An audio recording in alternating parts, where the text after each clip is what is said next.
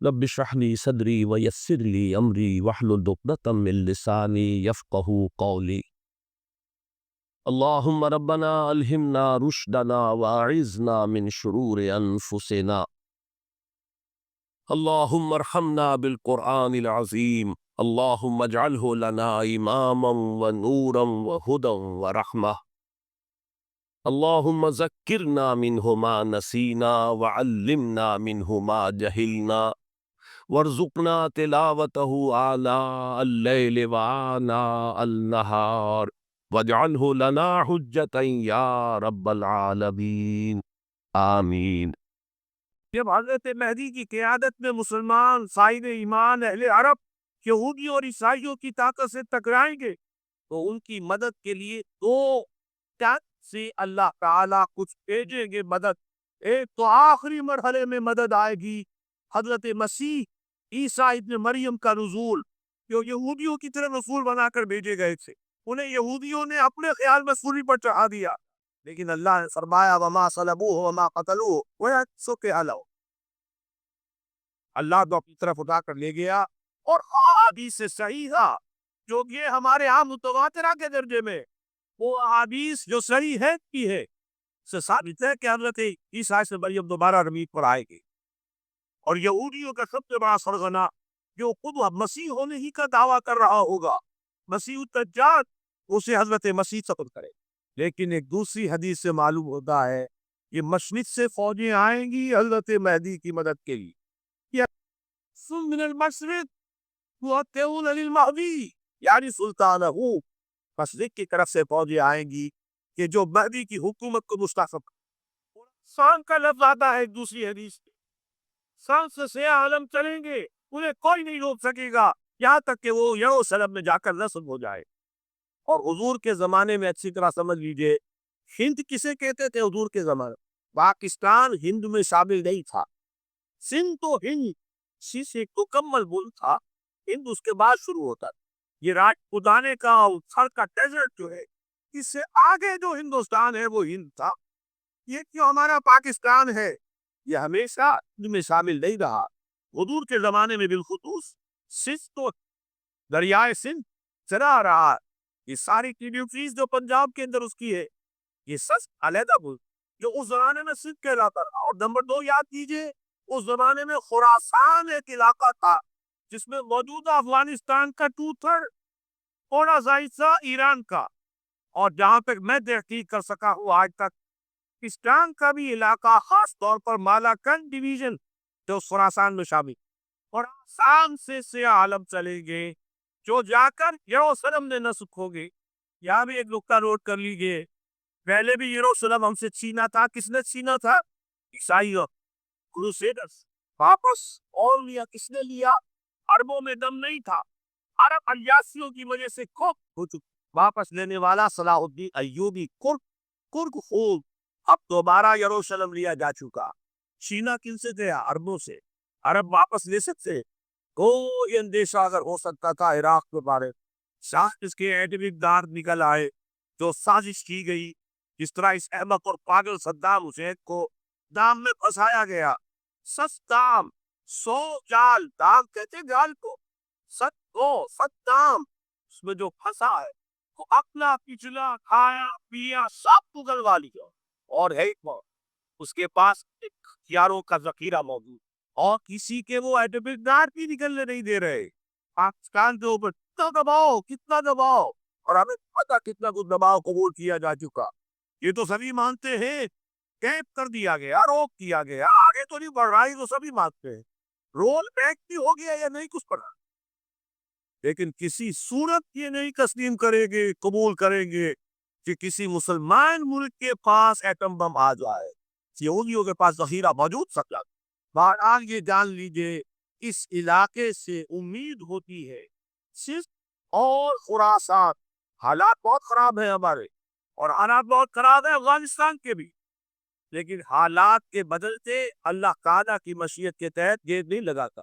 سیرت طبی میں مجھے نظر آتا ہے سن 10 میں 10 قبوی ہجرت سے 3 سال پہلے 2.5 سال پہلے کہیں سے کوئی امید کی کرن نظر نہیں آتی تھی کہ عرب میں اسلامی حکومت قائم ہو جائے۔ 10 बरस हो चुके मोहम्मद रसूलुल्लाह को दावत देते हुए, और अभी तक बमुश्किल 125 आदमी है अपने बल पर, अपने ताकत पर मक्के में रह भी नहीं सकते। कैसे हो जाएगा? कहाँ से हो जाएगा? मैं आज पूछता हूँ, कोई सर बताए। कहीं से कोई उम्मीद की किरण उस वक्त नजर आती है? उस माहौल में ले जाइए। अगले 3 साल से क्या हो गया?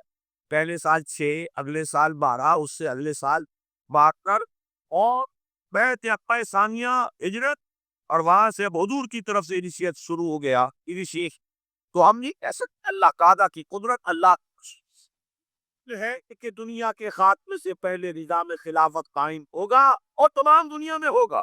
चाहे कहीं पहले किसी एक जगह से होगा, जैसे हुजूर के जमाने में हुआ। अगर बैठ पूरी दुनिया में हो सकता तो हुजूर के दस्ते मुबारक से होता। अगर हुजूर के दस्ते मुबारक से भी एक मुल्क में हुआ, जज़ीरा नुमा अरब में हुआ, फिर हुजूर के उम्मती है ना, अबू बकर है, उमर है, उस्मान है, सहाबा किराम की फौजें निकली है, उम्मती है। उम्मतियों के हाथों उसकी तौसी हुई कि यही होगा, किसी एक इलाके में होगा। मेरा मान है, पर ये यकीन से नहीं कह सकता। तो मान भी मेरा उन अहादीस की रोशनी में है जो मैंने आपको बता दी, और मौजूद है इस किताब को। अल्लामा इकबाल ने भी इन्हीं के हवाले से कहीं कहा है, वीर अरब को आई ठंडी हवा जहां से, मेरा वतन वही है, मेरा वतन वो। इस इलाके से कुछ होने वाला है और होगा। मेरी जिंदगी में ना हो, आपकी जिंदगी में ना हो, कोई परवाह नहीं। हजरत हमजा तो शहीद हो गए गज़वे उहद में। 5 साल के हुजूर तकिए में दाखिल हुए हैं फक्ते की हैसियत से। हजरत हमजा के निगाहों ने, इन आंखों ने तो नहीं देखा, आलम अरवाह में अल्लाह ने क्या मुशाहदा कराया होगा उन्हें, वो तो हमें मालूम। काबा शहीद कर दिए रे मक्की में। बहुत बड़ी कामयाबी। अपनी जान लगा दे, अपने आप को खपा दे, अपने आप को मिटा दे। जिस तरह रोड़ी कूद कर बुनियादों में भर दी जाती है, हमारी हड्डियों का चूड़ा बनाकर और हमारे खून के अंदर उसे भून कर अगर वहां डाल दिया जाए, इससे बड़ी सादत हो। उस पर तीर हो खिलाफत अलामिन हाजी नबूवत, अब उसकी बुनियाद दफन हो जाए, यही बहुत बड़ी सादत है। लेकिन ये होगा, मैंने अर्ज किया था कि यकीन है मुझे कि होगा, और हर साहिब ईमान को यकीन होना चाहिए कि होगा। बाकी ये कि ये आसार है और अहादीस भी है, और 400 बरस की तारीख भी बताती है कि यही से होगा। 1000 बरस तक सारे मुजद्दिदीन उम्मत आलम अरब में पैदा हुए। आजम शेख अहमद सरहंदी कहाँ दफन हुए? सरहंद उस्ताद आजम दफन है दिल्ली। का मुजद्दिद आजम सैयद अहमद बरेलवी, उनकी जो कब्र भी मालूम है, लेकिन उनका खून जंग हुआ दरियाए कुल्हार में, और उनके सैकड़ों साथियों की लाशें आनाकोट के मकाम।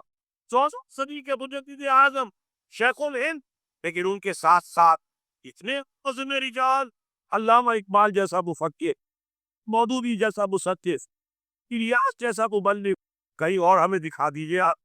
कल कहीं अर्ज कर रहा था कि पहले जो है 10-1000 बरस तक हर खैर हिंदुस्तान में बाहर से आ रहा। कोई अजमेरी बाहर से आ रहे हैं, फैज अली अजमेरी बाहर से आ रहे हैं, सिंध में जितने औलिया दफन है सबके सब बाहर से, ईरान से चले आ रहे। लेकिन जैसे ही 11वीं सदी शुरू हुई, रिवर्स हो गया, और अब सिलसिला मुजद्दिदिया नस्बंदिया अब हिंदुस्तान से निकलकर फैल रहा है। पूरा अफगानिस्तान, पूरा तुर्किस्तान, तमाम ये तुर्क रियासतें जो आजाद हुई है अभी यूएसएसआर के खात्मे के बाद, यहाँ तक के साइप्रस, जजीरा कुब्रुस, पूरा तुर्की जो अभी है मौजूदा तुर्की, सिलसिला मुजद्दिदिया नस्बंदिया कहाँ से चला? हिंदुस्तान पूरे आलम इस्लाम। मुफक्किर उलमाए दीन और तमाम उलूम दीनी का मुजद्दिद शाह वलीउल्लाह ने खालिस तरीन जिहाद फी सबीलिल्लाह तौरे साहबा के बाद जमात मुजाहिदीन जब शहादत पोस्ट किया, सैकड़ों हमारे मुजाहिद। फिर 14वीं सदी में इकबाल जैसा मुफक्किर, मौदूदी जैसा, दोबारा दोहरा रहा हूँ, मुसन्निफ, यास जैसा मुबल्लिग, उन्हें तो कहीं नहीं होती। तमाम मुसलमान ममालिक आजाद हुए, कहीं इस्लाम का नाम नहीं लगा। न सिर्फ कानून ने नारा लगाया, न कहीं किसी और ने नारा लगाया। अरदू ने भी अरब नेशनलिज्म का नारा लगाया, इस्लाम का नारा नहीं। तहरीक पाकिस्तान ने लगा, पाकिस्तान का मतलब क्या? ला इलाहा। सुबह से चुका हूँ तहरीक खिलाफत पूरी दुनिया में कहीं नहीं, सिर्फ पर अदीन पाको हिंद में। और कैसी तहरीक खिलाफत के हिंदू शरीक हुए, गाजी शामिल हुआ, पूरे हिंदुस्तान को जिसने बुझा दिया। یہ دوسری بات ہے کہ جب سکھ استوا کمال نے ختم کر دیا تو کیا کرتے مدعی سکھ کمال نام کے بارے میں حضور نے فرمایا تھا بدا الاسلام غریباً فسیعود کما بدا فطوبی للغرباء۔ اسلام کا آغاز تو ہوا تھا اس حالت میں کہ وہ بہت ہی اجنبی تھا، کوئی اس کا جاننے پہچاننے والا تھا ہی نہیں۔ دوبارہ اگرچہ اس کے بعد حکومت تو آ گئی، ایک دور آ گیا، اسلام کا غلبہ ہو گیا، لیکن عنقریب اسلام دوبارہ غریب ہو جائے گا، دوبارہ اجنبی ہو جائے گا، عنقریب سیعود۔ سین کے ساتھ جب اس عربی زبان میں فعل مستقبل بنتا ہے، سوفا وہ ذرا دور کی بات ہے، لیکن وسیعود عنقریب وہ دوبارہ غریب ہو جائے۔ فطوبی للغرباء، تو مبارکباد اور تہنیت ہے ان لوگوں کے لیے جو اسلام کی غربت کے دور میں سب بھی غریب ہو جائے، خود بھی اجنبی ہو جائیں، لوگ انہیں دخیانو سکتے ہیں۔ یہ ابھی تک چمٹے ہوئے ہیں سنت رسول کے ساتھ، یہ ابھی تک انہی چیزوں کے لیے دخیانوسی لوگ ہیں۔ یہ سارے فقرے ان پر شروع کیے جائیں، وہ برداشت کریں، لیکن یہ کہ اسلام کا دامن حاصل ہے۔ لیکن اسلام کا عروج خلافت راشدہ اور وہیں سے زوال شروع ہو گیا، 1400 برس مسلسل زوال کے، اسلام کو دوبارہ عروج حاصل نہیں، حالی کہ وہ 2.7% اپلیکیبل ہے۔ پس کی کا کوئی حد سے گزر نہ دیکھے، اسلام کا گر کر نہ ابھرنا میں، مانے نہ کبھی کہ بد ہے ہر جزر کے بعد دریا کا ہمارے جو اترنا۔ اسلام کا تو عروج کر دیا ہے، پھر وہ خلافت راشدہ تو آج تک قائم نہیں ہوئی، تو ایک مکمل دین نظام کی حیثیت سے تو دنیا میں کہیں نہیں ہے۔ ہاں مسلمانوں کی بڑی بڑی شدت شوکت، ان کا دبدبا، ان کا روک، ان کی حکومت، اس میں یہ ہے کہ 2 عروج آ چکے ہیں، 2 زوالات۔ مسلمانوں کا پہلا عروج تھا اسلام اور مسلمانوں کا ساتھ ساتھ، حضور کا دور خلافت راشدہ، یہاں اسلام اور مسلمان ساتھ ساتھ جا رہے ہیں۔ اس کے بعد اسلام کا تو زوال شروع ہو گیا، مسلمانوں کا عروج جاری رہا، دور بنو امیہ اور اس کی فتوحات، دور بنو عباس اور اس کی فتوحات، روح ارضی کی عظیم ترین سلطنت بنو عباس، تہذیب، تمدن، علوم، خلوط، علم، روشنی۔ پھر ادھر سے بنو امیہ کا ختم ہوا، چراغ گل ہوا، تو ادھر چراغ جو ہے امیہ کا روشن ہو گیا، اسپین کے اندر ہسپانیہ کو۔ یہ سارا دور عربوں کا عروج جاری ہے، مسلمانوں کا عروج جاری ہے، اگرچہ اسلام کا زوال خلافت راشدہ کے ساتھ ہی شروع ہو گیا۔ پھر ایک وقت آیا کہ مسلمانوں کا بھی زوال، پہلے کروسیڈرز نے آ کر پٹائی کی اور بہت پٹائی، 1099 میں یروشلم جو فتح کیا انہوں نے، تو جس قدر کچھ تو خون کیا ہے، جتنا قتل عام کیا ہے، خود جو یورپین مورخین ہیں وہ بھی شرماتے ہیں اس کا ذکر، سارا میڈیٹرینین کا علاقہ انہوں نے فتح کر دیا، تو اب تہس نہس کر دیا۔ خیر اس کو تو 88 برس کے بعد صلاح الدین ایوبی رحمۃ اللہ علیہ نے واپس لے لیا، لیکن پھر اگلی صدی میں جو طوفان آیا ہے تاتاریوں کا، کروڑوں مسلمان قتل ہوئے، کروڑوں۔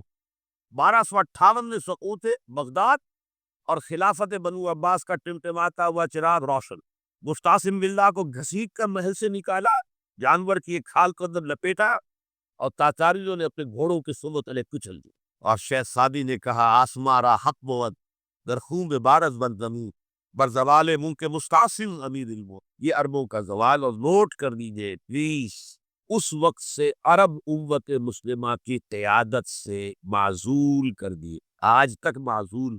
دوبارہ عروج مسلمانوں کو ہوا، لیکن وہ ایک معجزہ، جن تاتاریوں نے کروڑوں کو مارا تھا مسلمانوں کو، وہی ایمان لیا، انہوں نے مسلمانوں کو کونکر کیا تھا، اسلام نے انہیں کونکر کر لی ہے۔ آیا فتنہ تاتار کے افسانے سے، پاسباں مل گئے کعبے کو سر خانے سے۔ اب یہ تاتاری ہورس تھے، ترکس، انہیں قیادت ملی عالم اسلام، ترکان تیموری ہندوستان میں، ترکان صفوی ایران میں، ترکان سلجوقی مڈل ایسٹ میں، ترکان عثمانی کا تو کہنا ہی کیا ہے، ایشیا مائنر سے شروع ہو کر پھر یہ کہ 3 بر اعظموں پر سلطنت روما کی طرح کی ایک عظیم سلطنت قائم کی ہے، دی گریٹ آٹومان امپائر، اور خلافت بھی انہیں منتقل ہو گئی۔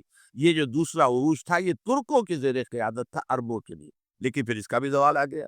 اس کا زوال آیا یورپین کولونیلزم کے ہاتھ، آغاز ہوا 1492 میں، سقوط گرناطہ، آل آف گرناطہ، اس کے بعد 1498 میں round the Cape of Good Hope, راستہ تلاش کر لیا واسکو ڈی گاما نے، اور یہ سیلاب جو ہے کولونیل سیلاب آ گیا، ہندوستان، جزائر شرق الہند، یہ سارا آج کا انڈونیشیا، ملائیشیا، ہندوستان، یہ سب کے سب جو ہے فتح ہوتے چلے گئے، جس کا کلائمیکس تھا اس صدی کے، پچھلی صدی کے آغاز میں، اب 21ویں صدی ہے، 20ویں صدی کے آغاز میں پہلی جنگ عظیم کے بعد تمام عالم اسلام یورپی حکومتوں کے دیرے لگی۔ تو یہ نوٹ کر لیجئے کہ ان 1400 سالوں میں امت مسلمہ کا ایک عروج، پھر ایک زوال، پھر ایک عروج، پھر ایک زوال۔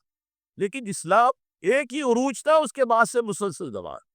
آرا کو ظاہر کرنے کا شوق نہیں ہے، بلکہ یہ کہ اپنی ذمہ داری ہم پہچانے کہ ہم کس مقام پر کھڑے ہیں۔ دیکھیے، اس پاکستان کے بارے میں یا ہندوستان کے بارے میں علامہ اقبال نے کہا تھا اپنے ترانہ ملی میں، میرے عرب کو آئی ٹھنڈی ہوا جہاں سے، میرا وطن وہی ہے، میرا وطن وہی ہے۔ اور مجھے بتایا گیا کہ سنن ابی داؤد میں یہ روایت موجود ہے کہ حضور نے فرمایا کہ ہندوستان کی طرف سے مجھے ٹھنڈی ہوا آتی، اگرچہ مجھے وہ حدیث ابھی نہیں ملی، لیکن حزب التحریر کا ایک کارڈ مجھے ملا تھا، تو اس میں اس حدیث کا اور اس میں ابو داؤد کے روایت کا ایک حوالہ موجود۔ لیکن میں جو چیز آپ کو بتا چکا ہوں وہ یہ کہ الف ثانی کا پورا تجدیدی کارنامہ اس ہندوستان کی سرزمین میں ہوا۔ مجدد الف ثانی شیخ احمد سرندی، شاہ ولی اللہ دہلوی، سید احمد بریلوی، وہ تو ہمارے پاکستان میں آ کر جو ہے ان کا خون جذب ہوا ارض پاکستان۔ پھر شیخ الہند مولانا محمود حسن۔ تحریک خلافت چلی تو صرف ہندوستان میں چلی اور کہیں نہیں چلی۔ آزادی کی تحریک چلی پوری دنیا میں، وہ نیشنلزم کی بنیاد پر چلی، ملے نیشنلزم، عرب نیشنلزم، ترک نیشنلزم۔ ہمارے یہاں چلی تو اسلام کے نام پر پاکستان کا مطلب کیا، لا الہ الا اللہ۔ پھر پاکستان قائم ہوا معجزے کے طور پر، بلکہ نازل ہوا ہے لیلۃ القدر میں، انا انزلناہ فی لیلۃ القدر۔ جیسے قرآن نازل ہوا لیلۃ القدر میں، یہ پاکستان بھی نازل ہوا لیلۃ القدر میں۔ اس کا برقرار رہنا ابھی تک معجزہ ہے۔ ہندو یہ سمجھتا تھا، کانگریس سمجھتی تھی کہ جھٹپٹ ختم ہو جائے گا۔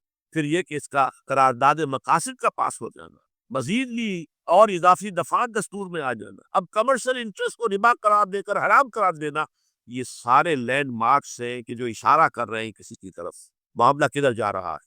پھر یہ کہ یہ جو 14ویں صدی کے مجدد تھے شیخ الہند، اس کے بعد سے کچھ ایسی شخصیتیں عظیم پیدا ہوئی ہیں ہند میں، جن کو میں سمجھتا ہوں کہ 14ویں صدی کے مجدد اور 15ویں صدی کے مجدد کے درمیان، یہ 15ویں صدی کے مجدد کی راہ کو سیدھا کرنے والے، جیسے کہ حضرت یحییٰ نے کہا تھا میں تو آنے والے کا راستہ سیدھا کر رہا ہوں، حضرت عیسیٰ کے لیے ایسے ہی 15ویں صدی کے لیے امام مہدی کے لیے راستہ صاف کرنے والے سب سے پہلے علامہ اقبال، جنہوں نے اسلام کا تصور دین کی حیثیت سے دوبارہ زندہ کیا ہے، ورنہ اسلام ایک مذہب کی شکل اختیار کر چکا تھا۔ پھر مولانا مودودی، مولانا ابوالکلام آزاد حکومت الہیہ کے نعرے کے ساتھ میدان میں آئے۔ یہ ہے اقبال نے جو تصور پیش کیا تھا، اس پر عملی جد و جہد کے لیے حزب اللہ قائم ہوئی۔ نوٹ کر لیجیے 11 برس کا فرق ہے عمر کا علامہ اقبال کے اور ابوالکلام کے، اور 1913 میں جب حزب اللہ قائم کیے اس وقت علامہ اقبال کی ملی شاعری اپنے عروج کو پہنچ چکی تھی۔ پھر یہ کہ علامہ اقبال کے بعد تعبیر جو ہے اس کام کی وہ ابوالکلام نے کی، لیکن روایتی علماء نے کی شدید مخالفت کی وجہ سے وہ بدل ہو کر چھوڑ گئے، کانگریس میں شامل ہو گئے، بساط جو ہے حزب اللہ کی انہوں نے لپیٹ کی۔ پھر مولانا مودودی آئے، انہوں نے وہ دور جو ہے اس کا سرا تھاما، جماعت اسلامی قائم کی حکومت الہیہ ہی کے قیام کے لیے، اگرچہ میرے نزدیک یہ کہ وہ انتخابی اور ایک قومی سیاست کی ایک جماعت بن کر پاکستان میں جو ہے دلدل میں پھنس گئی ہے۔ اب ہم اس کی کوشش کر رہے ہیں تنظیم اسلامی اور یہ تحریک خلافت جس کے تحت یہ جلسہ ہو رہا ہے، یہ ساری چیزیں وہ ہیں کہ آپ کو سوائے پاکستان کے اور کہیں نہیں ملیں گی پوری۔ معلوم ہوتا ہے کہ پاکستان کو بہت بڑا رول پلے کرنا ہے اس میں، اور اس کے ساتھ اب جمع کر لیجئے افغانستان کی عمارت افغانستان، اسلامی عمارت افغانستان قائم ہو چکی ہے۔ یہ پچھلے 20 سالوں میں جو کچھ وہاں ہوتا رہا ہے اس سے پہلے تصور نہیں ہو سکتا۔ علامہ اقبال کے فرزند بھی دیکھ کر آئے ہیں، تو اگرچہ وہ خود میں سمجھتا ہوں کہ خاصے انہیں آپ لبرل کہے، آزاد خیال کہے، لیکن اس طرح متاثر ہو کر آئے تھے کہ انہوں نے یہ کہا افغانستان میں جو میں نے حالات دیکھے ہیں کہ اگر 2-4 اور مسلمان ملکوں کے اندر یہ نظام قائم ہو جائے تو پوری دنیا مسلمان ہو جائے۔ یہ سب کچھ کیسے ہو رہا ہے؟ یہ آنے والے دور کی جھلکیاں ہیں۔ Coming events are casting their shadows before. یہ سب بتا رہے ہیں کہ پاکستان افغانستان کو مل کر اس میں کوئی عظیم رول پلے کرنا۔ اور اس کے ضمن میں اب میں علامہ اقبال کے بارے میں آخری بات کہہ رہا ہوں۔ علامہ اقبال کے بارے میں عام یہ خیال ہے، انہوں نے اپنے خطبات میں مہدی کا اور نزول مسیح کا، حالانکہ میں کل پڑھ رہا تھا مولانا سید احمد اکبر آبادی رحمۃ اللہ علیہ کا ایک مقالہ ان کا کہ علامہ اقبال نے ابن خلدون کے بارے میں یہ کہا ہے کہ مہدی کا اور نزول عیسیٰ کا دونوں کا انہوں نے انکار کیا ہے، حالانکہ ابن خلدون نے نزول عیسیٰ کا انکار نہیں کیا، صرف مہدی کا انکار کیا۔ بہرحال علامہ اقبال نے خطبات میں انکار کیا ہے، لیکن یہ کہ اپنی شاعری کے اندر میں چیلنج کرتا ہوں کسی بڑے سے بڑے اقبال شناس کو، ان کا یہ شعر ذرا سنیے، خضر وقت از خلوت دشت حجاز آید برو، کارواں زی وادی دور و دراز آید برو. خضر وقت، امام وقت، رہنمائے وقت، قائد وقت، خلوت دشت حجاز، حجاز کی صحرا کی کسی خلوت گزینی سے نکل کر باہر آئیں گے. میں حیران ہوتا ہوں علامہ کے اس فکر پر اور اس مصرے پر. یہاں انہوں نے شیعہ اور سنی دونوں کے کانسیپٹ جمع کر دیے. شیعہ کا کانسیپٹ یہ چھپے ہوئے کسی غار میں وہاں سے برآمد ہوں گے، اور ہمارا کانسیپٹ ہے ام سلمہ رضی اللہ تعالیٰ عنہ کی حدیث سنا چکا، چھپے ہوئے ہوں گے وہ وہاں پر، مدینے سے نکل کر آ کر مکے میں چھپ جائیں گے. اس خانہ جنگی کی حالت میں لوگ ان کی طرف دیکھ رہے ہوں گے، سوچتے ہوں گے انہیں میدان میں آنا چاہیے، تو پارٹ پلے کرنا چاہیے، امت کی رہنمائی کرنی چاہیے. لیکن وہ چھپیں گے، وہ کارے ہوں گے، وہ اس ذمہ داری کو قبول نہیں کرنا چاہیں گے، جا کے چھپ جائیں گے مکے میں. وہاں سے مکے والے انہیں نکالیں گے، اور وہ کارے ہوں گے، انہیں بالکل یہ پسند نہیں ہوگا کہ یہ ذمہ داری اٹھائیں. تو صدر وقت خلوت دشت حجاز آیت برو، کارواں زی وادی دور و دراز آیت برو. کارواں جو چلے گا ان کی مدد کے لیے اس وادی دور و دراز، اس زی عظیم وادی دور و دراز، یہ وادی سندھ ہے. وادی سندھ جو ہے ہم سمجھتے ہیں کہ صرف یہ پاکستان اور پنجاب جو ہے یہ اس میں شامل ہے. سندھ اور پنجاب نہیں، افغانستان کا پورا مشرقی علاقہ اس میں شامل. جیسے دریائے جیلم سندھ میں جا رہا ہے، جیسے دریائے گلگت سندھ میں آ کر ملتا ہے، جیسے دریائے چناب اور راوی اور جیلم اور یہ سب جا رہے ہیں اور آ رہے ہیں، اسی طرح دریائے کابل کہاں سے آ رہا ہے، دریائے گومل کہاں سے آ رہا ہے، کوچی کہاں سے آ رہا ہے.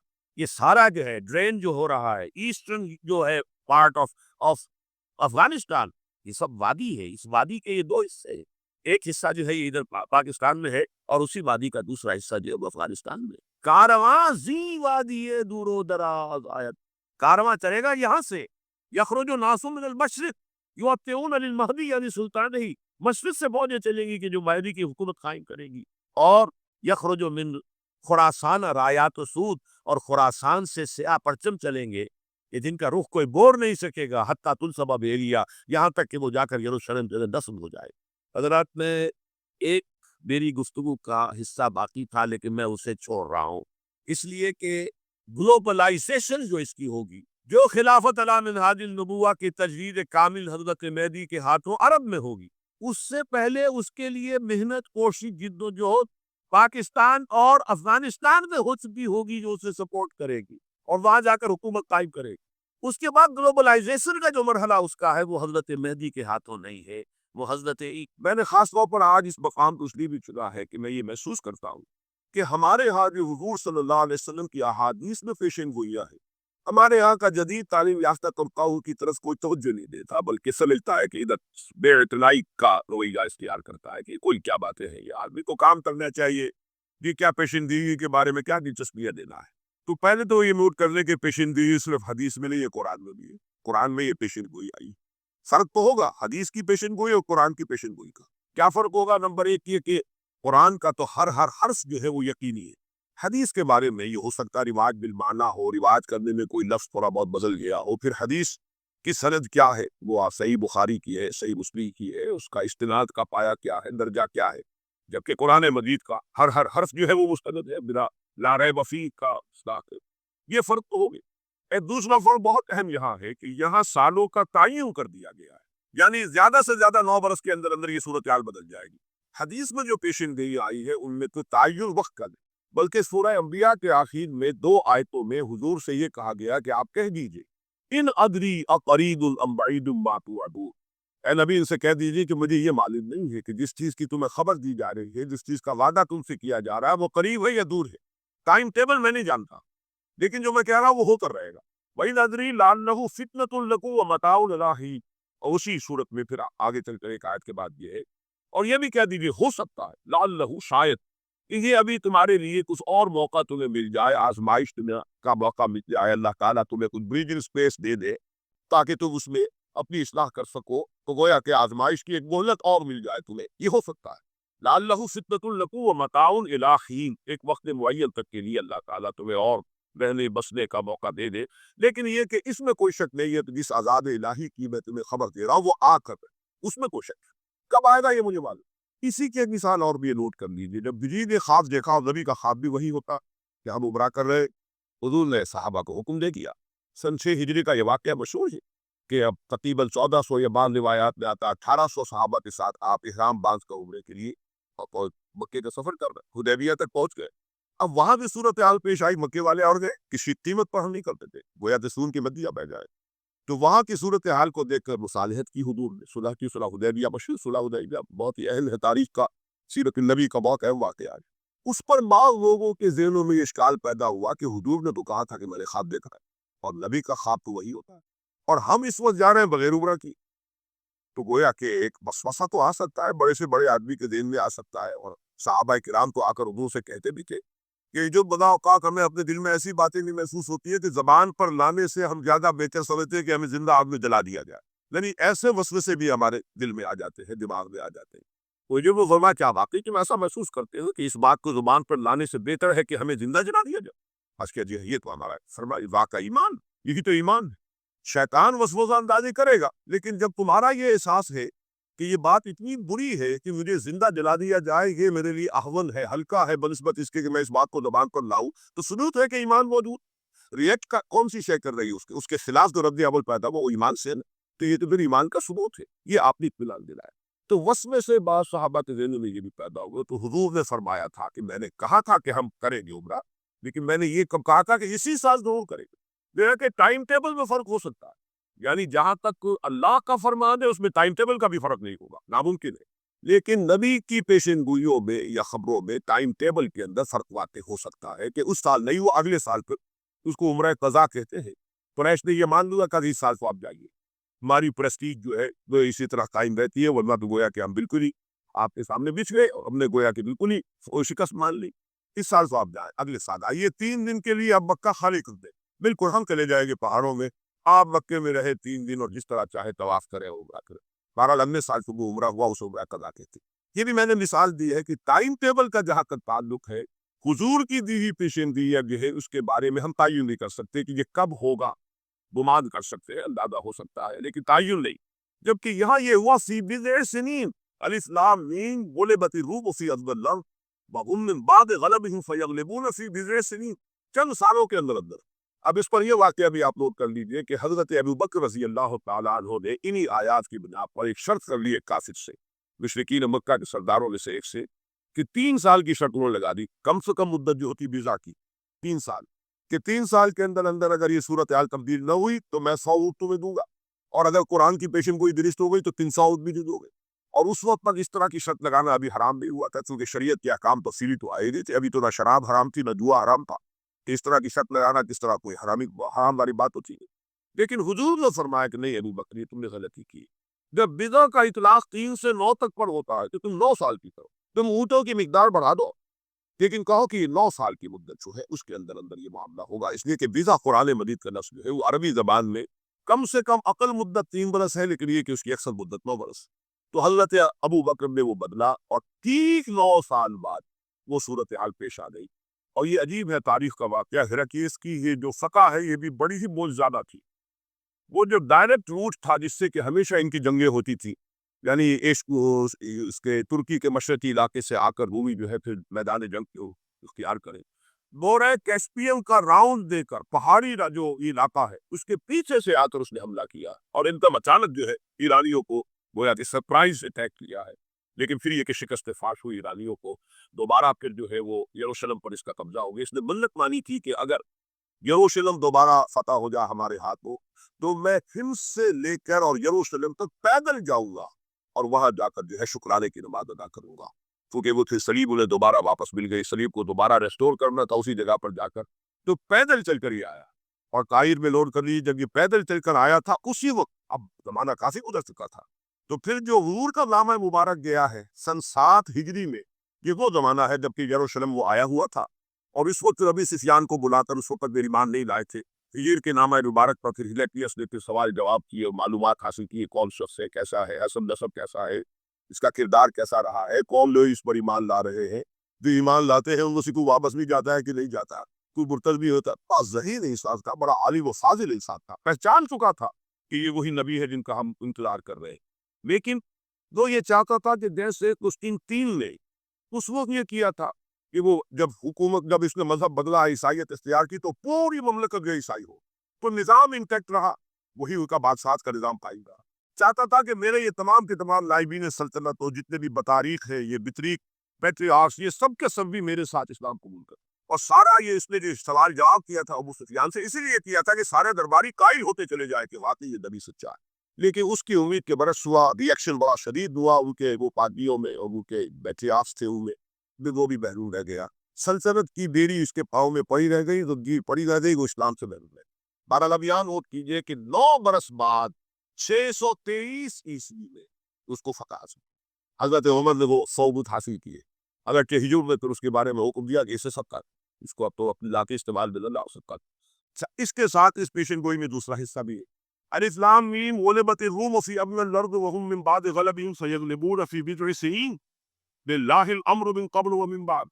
अल्लाह ही के हाथ में है तमाम मामलात इख्तियार, पहले भी और बाद में भी। ये तो ईमान की बुनियादी हकीकत है। वो यौमइज़ यफ़रहुल मोमिनून, और कुछ रोज अहले ईमान भी बहुत खुशियां मना रहे होंगे। ये स्पेशल डे का दूसरा हिस्सा है। एन बद्र के दिन ये खबर आई है कि ये पेशन गोई सही हो गई। 9 बरस हो गए। सन 5 जो नबवी से और गज़वा बद्र 623 ईस्वी में गज़वा बद्र हो रहा है। 622 में हिजरत है और 623 में गज़वा बद्र हो गया। और जिस रोज फतह मुसलमानों को हासिल हुई है बद्र में, और सरदारान कुरैश जो है वो खजूर के कटे हुए तलों के मानिंद जो है पड़े हुए नजर आए हैं मैदान बद्र में। एन इसी वक्त फतह की खबर आई है कि रूमियों को दोबारा फतह हासिल हो गई ईरानियों।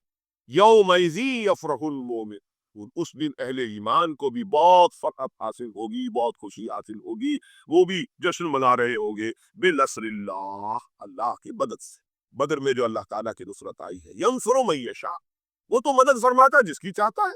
वह हुवल अज़ीज़ुर रहीम, और वो जबरदस्त है, रहम फरमाने वाला है। वादल्लाह, अब देखिए जरा ताकीद का अंदाज देखिए, बाद अल्लाह, ये अल्लाह का वादा है। ला युखलिफुल्लाहु वादा, और कान खोल के सुन लो, अल्लाह अपने वादे के खिलाफ नहीं करता। वलाकिन अक्सरन्नास ला यअलमून, लेकिन अक्सर लोगों को इल्म हासिल नहीं है, अक्सर लोग जानते नहीं। ये जो मैंने आयात और उसका तारीखी पस मंजर, कुछ थोड़ा सा जोग्राफियाई जो उसका पस मंजर है, वो सारा आपके सामने रखा है।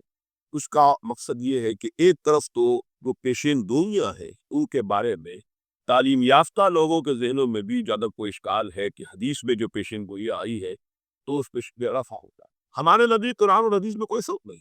कुरान भी हमें मोहम्मद के जरिए मिला सल्लल्लाहु अलैहि वसल्लम, मुझ पर तो नाजिल नहीं हुआ, किसी और पर नाजिल नहीं हुआ, अबू बकर पर नाजिल नहीं हुआ, नाजिल तो मोहम्मद पर हुआ सल्लल्लाहु अलैहि वसल्लम। वो भी आपकी ज़बान मुबारक से हमें अता हुआ है, आपसे लिया है, सहाबा ने, सहाबा से ताबईन ने, ताबईन से तबे ताबईन ने। और उसके लिए रिटन वर्ड जरिया नहीं बना है, असल असल जो है इसको जबान से जबान, और असल शय आज भी जो है वो किरात है कुरान की। किरात और किरात का फन जो है ये है असल उसके लिए हिज्जत। ये लिखने का मामला जो है वो भी था, उसके बाद हजरत अबू बकर के ज़माने में उसने किताब की शक्ल में भी जमा कर दिया, फिर हजरत उस्मान ने उसको एक रस्म सबको भी तमाम उम्मत को जमा कर दिया। ये भी बड़ी कीमती चीज़ें हैं। लेकिन असल जो है मीडियम कुरान मजीद का मुंतकी होना कि कल्ब मोहम्मद पर नाज़िल किया जिब्रील, इन्नहु नज़्ज़लहु अला क़ल्बिक, फिर लिसान मोहम्मद से सल्लल्लाहु अलैहि वसल्लम हासिल हुआ सहाबा को, फिर सहाबा की ज़बानों से, फिर ये ताबईन को, तबे ताबईन को, तो ये मुंतकिल होता आ रहा है।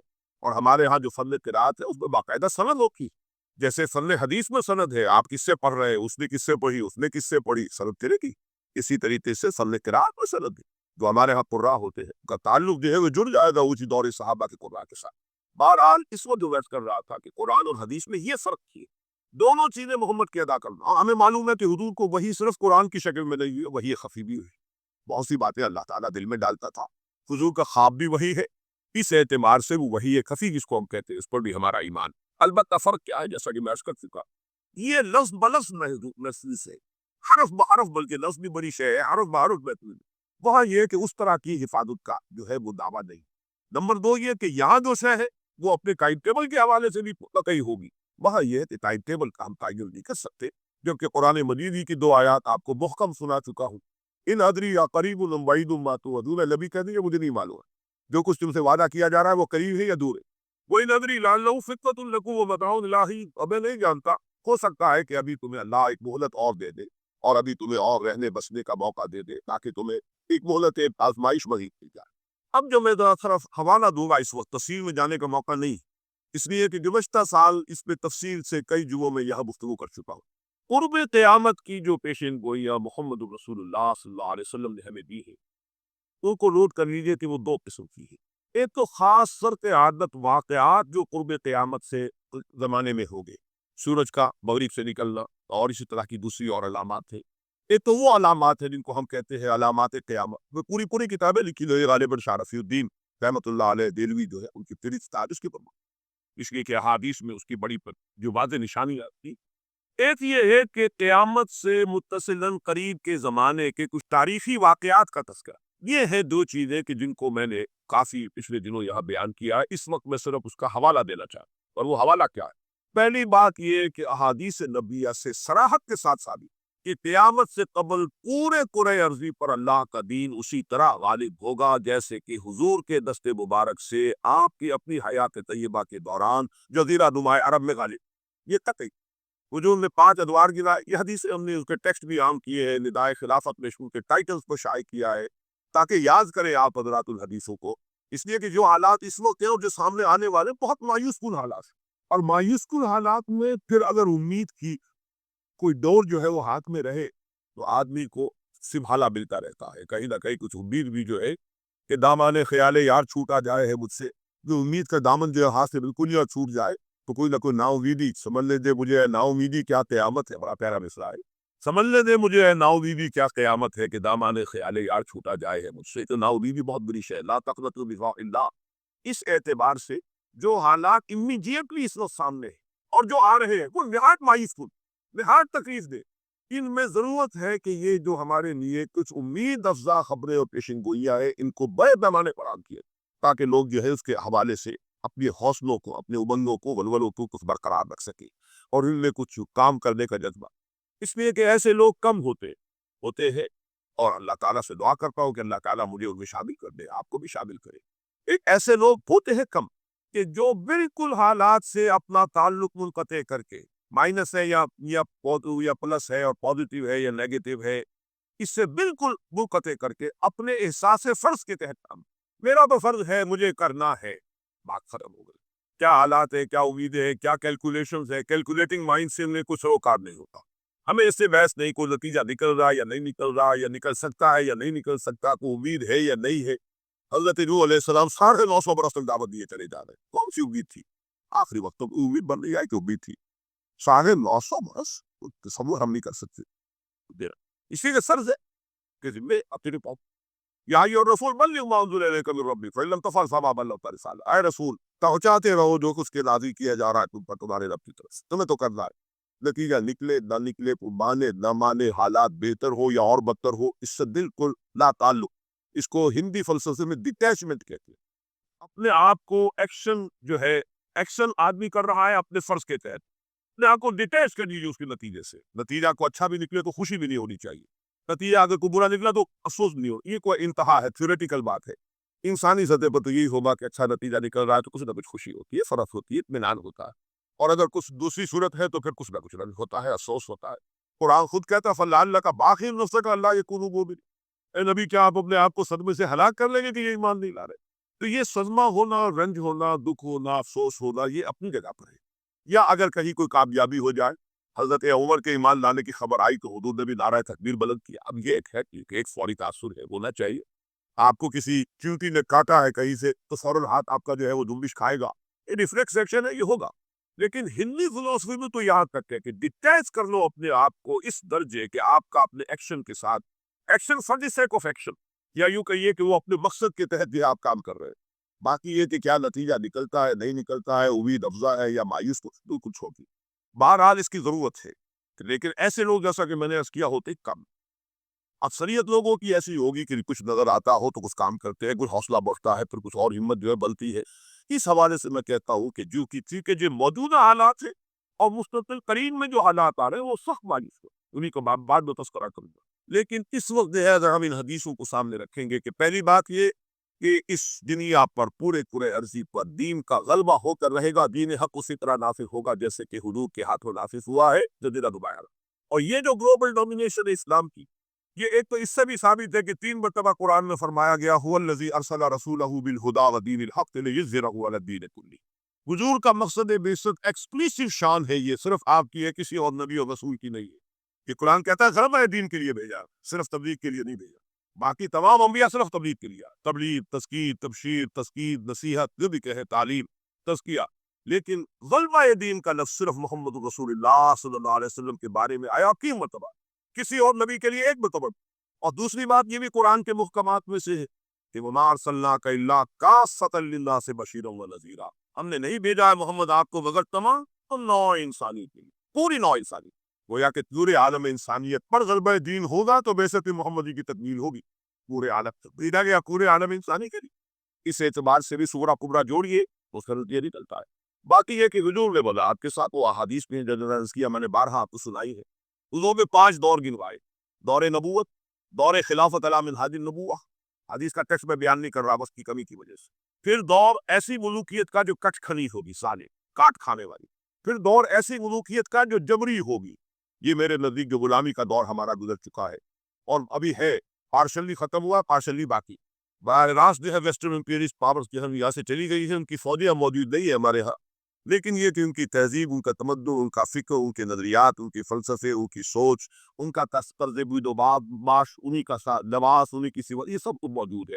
اور ٹیکنالوجی میں، علم میں اور معاشیات میں ہم بالکل بھکاریوں کی طرح ان کے سامنے ہاتھ پھیلانے پر مجبور ہیں. تو وہ ختم نہیں ہوا چوتھا دور، بلکہ در حقیقت یہ کہ انٹرنگ پیریڈ ہے چوتھے اور 5ویں کے درمیان. اور 5واں آپ نے فرمایا ثم تکون خلافۃ علی منہاج النبوہ، پھر 5واں دور آئے گا خلافت علی منہاج النبوہ. اور اس وقت گویا کہ پوری جو یہ عالم انسانیت ہے یہ اس چوتھے اور 5ویں دور کے درمیان میں ہے. یہ ایک درمیان کا عرصہ ہے، نو مینز لینڈ کہہ لیجیے اس کو، یا یہ کہ برزخی یہ دور ہے. وہ جو دور تھا امپیریلزم کا، مغربی امپیریلزم، غیر مسلموں کی ہم پر حکومت، ملکن جبریل، اور وہ کی خلافت علی منہاج النبوہ. پھر وہ 2 حدیثیں حضرت ثوبان رضی اللہ تعالیٰ عنہ سے جو کہ مسلم شریف میں مروی ہے کہ مجھے اللہ تعالیٰ نے ساری زمین سکیڑ کر دکھا دی، یہاں تک کہ میں نے اس کے سارے مشرق دیکھ لیے، سارے مغرب دیکھ. وَإِنَّ أُمَّتِي سَيَبْلُغُ مُلْكُهَا مَا ذُوِّيَ لِي مِنْهَا. اور سن لو کہ میری امت کی حکومت ان تمام علاقوں پر قائم ہو کر رہے گی جو مجھے سکیڑ کر دکھا دیے گئے. اب اس کے بعد بولے تو وہ شک ہے نہیں، صحیح ہینڈ میں سے ہے روایت، صحیح مسلم. بعض حضرات کے نزدیک تو صحیح مسلم کا درجہ صحیح بخاری سے بھی بلند، لیکن یہ کہ اکثر و بیشتر جو ہے ٹاپ پر صحیح ہینڈ جنہیں ہم کہتے ہیں، صحیح بخاری، صحیح مسلم، یہ حدیث کے مجموعوں میں سب سے اوپر ہے. اچھا، دوسری حدیث حضرت مقداد ابن اسود سے، لا يبقى على الارض بيت وبر ولا مدر الا ادخل الله فيه كلمة الاسلام. اللہ تعالیٰ اس روح ارضی پر ایک گھر نہیں چھوڑے گا، نہ اینٹ گارے کا بنا ہوا گھر، نہ کوئی کمبلوں کا بنا ہوا خیمہ جس میں اسلام کو داخل نہ کر دے. البتہ اسلام کا داخلہ 2 طریقوں سے ہوگا، بعز عزیز اور ذل ذلیل. یا تو گھر والا اور خیمے والا اسلام قبول کر لے گا تو اسلام کے اعزاز کے ساتھ اس کا بھی اعزاز ہو گیا. وَلِلَّهِ الْعِزَّةُ وَلِرَسُولِهِ وَلِلْمُؤْمِنِينَ. عزت تو ہے اللہ کے لیے، اس کے رسول کے لیے، اہل ایمان کے لیے. گھر والا بھی اس کا اعزاز ہوا، اس کے گھر میں اسلام داخل ہوا، اس کے اعزاز کے ساتھ. اگر نہیں قبول کرے گا تو نیچے ہو کر رہنا پڑے گا. یہ تو جزیہ کا یدی وہم صاغرون، چھوٹے ہو کر جزیہ پیش کرنا ہوگا. تو گویا کہ اسلام تو اس کے گھر میں بھی داخل ہو گیا، لیکن وہ بدبخت اعزاز اسلام سے خود محروم رہا. لیکن غلبہ تو ہو گیا. یدخلون فی دین اللہ افواجا کی وہ شکل تو ہو گئی کہ اللہ کا دین جو ہے وہ غالب ہو گیا. اطاعت تو انہیں کرنی پڑے گی، اسلام کی بالادستی قبول کرنی ہو. وہ ہندو رہے، سکھ رہے، پارسی رہے، عیسائی رہے، پرسنل لاء میں ان کی جان، مال، عزت، آبرو کی حفاظت کا ذمہ بھی لیا جائے گا. ان کے عقائد کو بھی زبردستی نہیں بدلوایا جائے گا. ان کے مندروں، گردواروں اور کلیساؤں اور سلوتاس جو ہے سینیگاگ، ان کی حفاظت کی جائے گی، لیکن بالادستی اسلام. یہ ہے مستد احمد ابن حنبل کی روایت ہے حضرت مقداد ابن اسود. تو پہلی بات تو یہ ہے کہ یہ یقین، کم سے کم مجھے تو اس کا یقین حاصل ہے الحمدللہ، اور میں چاہتا ہوں کہ ہر شخص، ہر مسلمان کے دل میں یقین رہتا ہو. لیکن اس سے پہلے ایک اور دور ہے. وہ دور ہے کہ جس کو ہمارے زمانے میں آ کر 2 طبقوں نے اس کے بارے میں اتنی غلط فہمیاں پیدا کی ہیں، اور اکثر ہمارے پڑھے لکھے بزوں میں خیش راسخ العقیدہ مسلمانوں کے اندر بھی دلوں میں نقب لگی ہوئی.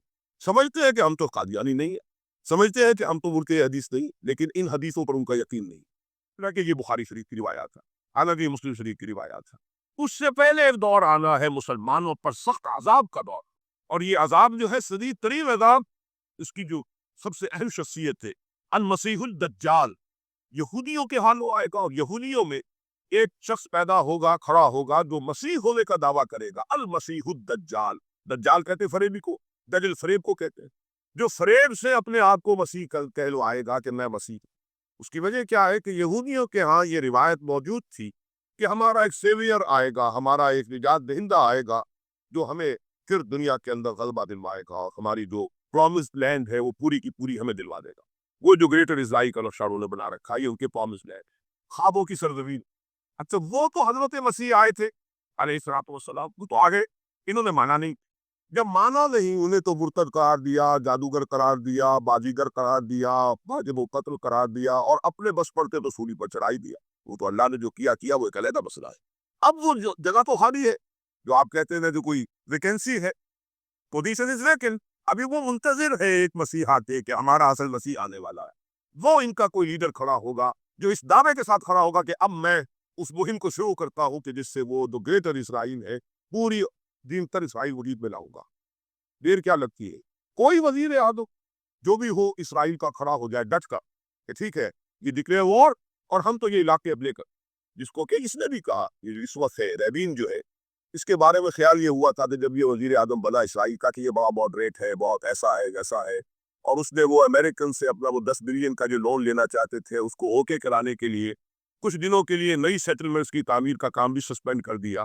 तो बड़ी उम्मीदें हो गई चलो जी एक प्रोसेस ऑफ जो पीस टॉक शुरू हो जाए अभी हो जाए, लेकिन सब साबित हो चुका है। उसी जमाने में वो गया अपने फौजी हेडक्वार्टर और जाकर वहां पे अपने फौजी ऑफिसर्स की वो जो आप लोगों में तशवीश हो गई होगी कि हम किस ख्वाब को देख रहे हो, ये शख्स किधर चलने लग गया है, तो जाकर कहा रिपोर्ट हुई, उसने कहा ये ना समझो कि ग्रेटर इसराइल को मैंने छोड़ दिया, उसका नक्शा पे मेरे दिल पर कंधा और मैं मुंतजिर हूँ वो वक्त आए कि हम वो ग्रेटर इसराइल कोई शख्स खड़ा हो जाएगा उसके लिए वो डिक्लेयर कर देगा, कोई शक्ल और कोई सिचुएशन हो सकती। और उस एतबार से नोट कीजिए कि ये बाबरी मस्जिद की शहादत के बारे में ये सही बात कही जा रही है, ये दर हकीकत एक सीलर है हुनूद और यहूद के जो गठजोड़ है।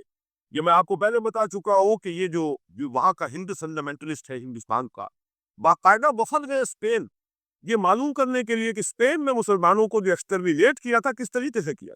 बाकायदा एक रिसर्च करते हैं, किस्मतें करते हैं और बहुत ही मुस्तकिल मिजाजी के साथ काम करते हैं, तो बाकायदा इसका भी जायजा लिया हुआ। फिर इसराइल के साथ जो हमको कांटेक्ट हो रहे हैं, अभी इसराइल का वजीर आजम वहां पे आने वाला था, वो वजीर खारजा गालिबन किसी वजह से अभी जो सूरत हो गई है उसको मुलतवी किया है। तो ये दर हकीकत ये देखना है कि मुसलमानों के अंदर जान है तो कितनी, ये सीरियस देखे जाया करते हैं, अंदाजा हो जाए कितना रिएक्शन, वो रिएक्शन जितना गुत्ता हो रही और हमारा रिएक्शन होना क्या है। इससे पहले जब मस्जिद अक्सा के साथ जो भी बेहुरमती हुई है, जो जेरूसलम गया है, कितना रोना पीटना एक दफा तो पूरे आलम इस्लाम में हो गया था, अब कहाँ है वो रोना पीटना, अब तो रिकनसाइल किए बैठे। अब तो वही अरब ममालिक एक टेबल पर जाकर मैड्रिड में तो मैच आए ना हासिल इसराइल के साथ, और मुसलसल गुफ्तगू वाशिंगटन में जो है पहला round, second round, third round, कभी तो उसके साथ एक मील पर बैठना गवारा नहीं था, उसको रिकग्नाइज करने का कोई सवाल नहीं था, अब उसकी बातें भी हो रही। तो मालूम होता है कि ये सारे जो है हालात ये कोई ऐसी बातें नहीं, कोई फेरी टेल हो, ये कोई परियों की कहानियां हो जो आने वाली है कैसे हम मान ले। ये सही अकीदा इस्लामी है, रूह अहादीस हजरत मसीह अलैहिस्सलाम जिंदा आसमान पर उठाए गए और वही हजरत मसीह अलैहिस्सलाम दोबारा आएंगे और यहूदियों का आखिरी तलाकमा उन्हीं के हाथों होगा। और ये दर हकीकत कुरान मजीद का जो फलसफा है अंबिया और रसूल के बारे में उसके ऐन मुताबिक, जिस कौम की तरफ कोई रसूल भेज दिया जाता था वो कौम जब रद्द कर देती थी रसूल की दावत, इतमाम हुज्जत कर दिया रसूल ने, साढ़े 900 बरस से दावत दी, कौम ने रद्द कर दिया। या हजरत हूद ने कितने अरसे दावत दी उसकी वजाहत नहीं है, तवील अरसे तक दी, कौम ने रद्द कर दिया। हजरत साले ने कितने अरसे दावत दी, कौम ने रद्द कर दिया। फिर क्या होता था, उस कौम को हलाक कर दिया जाता था, खत्म कर दिया, फिर उसका नाम और निशान नहीं छोड़ा जाता था। तो क्या दावत कौमिल नदीना ज़लमू, चढ़ काट दी जाती थी उस जालिम कौम। ला युरा इल्ला मसाकिनुहुम, अब उनके सिर्फ मस्कन नजर आते थे, वो रहने वाले नजर नहीं आते थे। चले जाइए कत्तबा में देख लीजिए और ज़रलाता में जाकर महल देख लीजिए अलहमरा, लेकिन जो लोग यहाँ कभी आबाद होकर नामो निशान की नहीं। ये तो अब तो आसार कदीमा है, सैरें कर लीजिए जाकर, मस्जिद करतबा भी है, सैर कर लीजिए। वो तो इकबाल को तो खैर कोई इजाज़त भी मिल रही थी नमाज पढ़ने की, खास कोई मतलब वहाँ पर तो इसका भी इम्कान नहीं। इसके आर्ट में जो है वो चैपल मौजूद है, चर्च मौजूद है। बहरहाल ये सारे जो मामला जान लीजिए अच्छी तरीके से कि ये वाकयात जिनकी खबरें दी गई है ये बिल्कुल इसके मुताबिक हालात का जो है नक्शा बहता चला जा रहा है। कोई यहूदी लीडर खड़ा होगा और वो मसीह का दावा करेगा मैं वो मसीह, चाहे वो खुद भी जानता हो कि मैं झूठ बोल रहा हूँ, जानता होगा कि झूठ बोल रहा हूँ, लेकिन ये कि तमाम यहूदियों को जमा करने के लिए लाजिम होगा कि वो दावा करे। इसलिए कि अब भी मौजूद है जो लोग जानते हैं यहूदियों को, यहूदी अब भी स्प्लिट है, उनमें जो ज्यादा मजहबी तबका है वो जायनिस्ट नहीं है बल्कि उनसे इख्तिलाफ करता है। जायनिज्म की अपनी एक तहरीक थी, वो यूं समझिए कि एक रेशिस्ट नेशनलिस्ट मूवमेंट है, वो एक नस्ली कौमियत के ऊपर चलने वाली जो है वो एक कौम परस्ताना हुकूक जो है तहरीक है। جو مذہبی طبقہ ہے، جو یہودی داڑیاں رکھتے ہیں اور جو لمبے لمبے بال رکھتے ہیں اور کالی ٹوپیاں پہنتے ہیں اور لمبی شیروانی اور ٹائپ جو ہے ان کے لانگ کوٹس ہوتے ہیں، اور یہ وہاں مینہٹن میں بڑے نظر آتے ہیں گھومتے ہوئے، اور بہت سرمایہ دار ہے، اسی لیے نیو یارک کو جیو یارک کہا جاتا ہے۔ جو یہودی جو ہے وہ ان میں بڑا طبقہ بھی موجود ہے کہ جو زائنزم کو اور اسرائیل کو تسلیم نہیں کر رہا، تو ظاہر بات ہے کہ ان کے لیے ضرورت ہوگی کہ کوئی مذہبی اپیل آئے، منتظر تو وہ بھی ہے مسیح کے، اب آنا تو نہیں ہے، وہ مسیح جو آئے گا وہ تو آئے گا ان کی ہلاکت کے لیے، اس سے پہلے کوئی کھڑا ہوگا اور اس کو پھر یہ مذہبی یہودی بھی مان لے، نتیجہ یہ ہوگا کہ جو بھی پوری دنیا کا یہودی ہے وہ اس ایک علاقے میں آ جائے گا، اور وہ آپ کو اس گریٹر اسرائیل کے لیے پھر جو وہاں پر جنگ کی بھٹی دہکے گی۔ یہ کتاب الملاحم، اکثر جو حدیث کی کتابیں ان کے آخر میں آگے کتاب الملاحم کا باب ہے علیحدہ علیحدہ، جس میں تو اس دور کی خبروں کا جو ہے حضور نے پوری پیشن گوئی کی ہے کہ یہ کچھ ہونا ہے۔ جہاں تک المسیح الدجال کا تعلق ہے، اس کے بارے میں تو الفاظ یہ ہے کہ کوئی نبی اللہ کا ایسا نہیں گزرا کہ جس نے مسیح